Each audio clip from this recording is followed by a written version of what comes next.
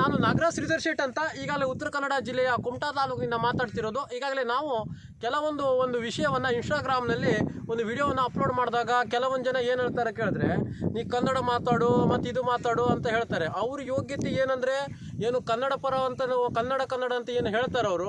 ಇವರು ಯಾವ ಲೆಕ್ಕದಲ್ಲಿ ಕನ್ನಡ ಪರ ಹೋರಾಟವನ್ನು ಇನ್ನೂವರೆಗೆ ಮಾಡೋದಿಲ್ಲ, ಏನಿಲ್ಲ. ಮನೆ ಹತ್ರ ಹೋಗ್ಬಿಟ್ಟು ರಾತ್ರಿಗೆ ಇದು ಒಂದು ಕಮೆಂಟ್ ಮಾಡುವಂಥದ್ದು, ಮತ್ತು ಬಕೆಟ್ ಹಿಡ್ಕೊಂಡು ಜಾಲರ ಹಿಡು ನನ್ನ ಮಕ್ಕಳು ಇವರು. ಯಾಕಂದ್ರೆ ಕೇಳಿದ್ರೆ ಯಾರ್ದೋ ಮನೆ ಕೊಟ್ಟಿಗೆ ಸಾರಿಸ್ಬಿಟ್ಟು ಮತ್ತು ಯಾರ್ದೋ ಮನೆ ಹಿತ್ಲೆಲ್ಲ ಸಾರಿಸೋರು ಅಂತಾರೆ ಅವರು. ಮತ್ತು ಕೈಲಾಗದಿದ್ದು ನಪುಂಸಕರಲ್ಲಿ ನಾವು ತಿಳ್ಕೊಳ್ತೀವಿ. ಯಾಕಂತ ಕೇಳಿದ್ರೆ ಕನ್ನಡದ ಬಗ್ಗೆ ನೀವು ಮಾತಾಡು ಹೀಗೆಲ್ಲ ಹೇಳ್ತಾರೆ. ನಾವು ಒಂದು ಕನ್ನಡದ ಒಂದು ಬೋರ್ಡ್ ಅವರಿಗೆ ಇಂಗ್ಲೀಷ್ನಲ್ಲೆಲ್ಲ ಬೋರ್ಡ್ ಇರ್ತದೆ, ಏನು ನಾಮಫಲಕ ಇರ್ತದೆ, ಅದು ತೆಗೆಸೋ ಯೋಗ್ಯತೆಯೂ ಇಲ್ಲ. ಯಾಕಂದ್ರೆ ನಾವು ಕಾರವಾರದಲ್ಲಿ ದೇವನಾಗರಿಕ ಲಿಪಿಯ ನಾಮಫಲಕವನ್ನು ತೆಗೆಸಿಬಿಟ್ಟು ಅದಕ್ಕೆ ನಾವು ಏನು ನಮ್ಮ ಹೈಕೋರ್ಟ್ ತನಕ ನಾವು ಕೇಸ್ ಹಾಕಿಕೊಂಡಿದ್ದೀವಿ. ಬಾಯಿ ಮಾತಿನಲ್ಲಿ ಕನ್ನಡ ಹೇಳಿದ್ರೆ ಭಾಷಾಭಿಮಾನ ಅಂತ ಹೇಳಿದ್ರೆ ಪ್ರಯೋಜನ ಬರೋದಿಲ್ಲ. ಅದು ರಕ್ತದಲ್ಲೇ ಇರಬೇಕು. ಯಾಕಂದ್ರೆ ನಾವು ಅಲ್ಲಿ ಕನ್ನಡ ಒಂದು ನಾಮಫಲಕವನ್ನು ಹಾಕ್ಸೇ ನಾವು ತಿರಿದೀವಿ ಮತ್ತು ಹಾಕ್ಸಿದ್ದೀವಿ ಅಲ್ಲಿ. ಅದು ಆ ಯೋಗ್ಯತೆ ಯಾವ ನನ್ನ ಮಕ್ಕಳಿಗೂ ಇಲ್ಲ. ಮತ್ತು ನನ್ನ ಚಿರಪರಿಚಿತ ಏನಂದರೆ, ನಾನು ಉತ್ತರ ಕನ್ನಡ ಜಿಲ್ಲೆಯ MP ಲೋಕಸಭಾ ಚುನಾವಣಾ ಅಭ್ಯರ್ಥಿಯಾಗಿದ್ದೀನಿ ಮತ್ತು 3 ಬಾರಿ ವಿಧಾನಸಭಾ ಚುನಾವಣಾ ಅಭ್ಯರ್ಥಿಯಾಗಿದ್ದೀನಿ. ನಮ್ಮ ತಾಯರು ಕೂಡ ಒಂದು ಸರಿ ವಿಧಾನಸಭಾ ಕ್ಷೇತ್ರ ಅಭ್ಯರ್ಥಿಯಾಗಿದ್ದರು. ಮತ್ತೇನೆಂದರೆ, ನಾ ಕರ್ನಾಟಕ ರಕ್ಷಣಾ ವೇದಿಕೆ ಪ್ರವೀಣ್ ಶೆಟ್ಟಿ ಬಣದ ತಾಲೂಕು ಅಧ್ಯಕ್ಷನಾಗಿ ಕೂಡ ಕೆಲಸ ಮಾಡ್ತಾಯಿದ್ದೀನಿ. ಮತ್ತೇನೆಂದರೆ, ನಾನು ಆಮ್ ಆದ್ಮಿ ಪಕ್ಷದಲ್ಲೂ ಕೂಡ 10 ವರ್ಷ ತನಕ ನಾನು ಸಕ್ರಿಯವಾಗಿ ಆಮ್ ಆದ್ಮಿಯಲ್ಲೂ ಕೂಡ ಕೆಲಸ ಮಾಡಿದ್ದೀನಿ. ಇವ್ರು ಯಾವುದೋ ಒಂದು ಕೆಲಸ ಮಾಡಿರೋದಿಲ್ಲ, ಏನಿಲ್ಲ.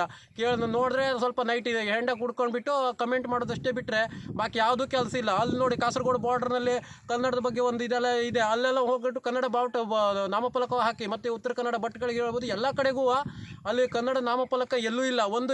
ನಿಮ್ಮ ಯೋಗ್ಯತೆಗೆ ಒಂದು ಕನ್ನಡದ ಇಂಗ್ಲೀಷ್ ಒಂದು ನಾಮಫಲಕ ತೆಗೆಸ್ಕೊಂಡು ಈಗ ಕನ್ನಡ ನಾಮಫಲಕ ಹಾಕುವ ಯೋಗ್ಯತೆ ಇಲ್ಲ. ಈ ಕನ್ನಡ ಮಾತಾಡಿ ಮತ್ತೊಂದು ಮಾತಾಡಿ ಅಂತೀರಿ ನೀವು. ನಾವು ನಮ್ಮ ಒಂದು ವಿಡಿಯೋದಲ್ಲಿ ನಾವು ಮೊದಲನೇ ಆದ್ಯತೆ ಕನ್ನಡಕ್ಕೆ ಕೊಡ್ತಾ ಇದ್ದೀವಿ. ಮತ್ತೇನೆಂದರೆ, ನಾವು 3 ಭಾಷೆಯಲ್ಲೂ ಕೂಡ ವರ್ಲ್ಡ್ ವೈಡ್ನಲ್ಲಿ ಈಗ ನೋಡಿ ಕಲಾವಿದರು ಈಗ ಸಿನಿಮಾಗಳು ಎಲ್ಲ ಕನ್ನಡ ಭಾಷೆಯಲ್ಲಾದರೂ ಎಲ್ಲ ಭಾಷೆಯಲ್ಲೂ ರಿಲೀಸ್ ಆಗ್ತದೆ, ಎಲ್ಲ ಭಾಷೆಯಲ್ಲೂ ಬಿಡುಗಡೆ ಆಗ್ತದೆ. ಅದೇ ಥರ ನಾವು ನಮ್ಮ ಭಾಷೆ ಕನ್ನಡಕ್ಕೆ ಮೊದಲನೇ ಆದ್ಯತೆ ಕೊಟ್ಬಿಟ್ಟು ನಾವೆಲ್ಲ 3 ಭಾಷೆಯಲ್ಲೂ ವಿಡಿಯೋವನ್ನು ಅಪ್ಲೋಡ್ ಮಾಡ್ತಾ ಇದ್ದೀವಿ.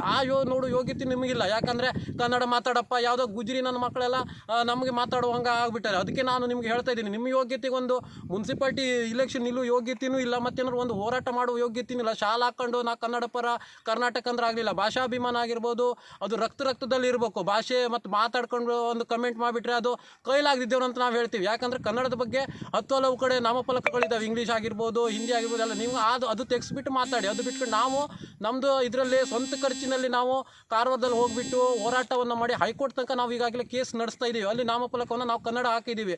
ಆ ಯೋಗ್ಯತೆ ನಿಮಗಿಲ್ಲ ಅನ್ನೋದೇ ನಾನು ಒಂದು ಚುಟುಕು ಮಾತಿನ ಮುಖಾಂತರ ಹೇಳ್ತಾ ಇದ್ದೀನಿ.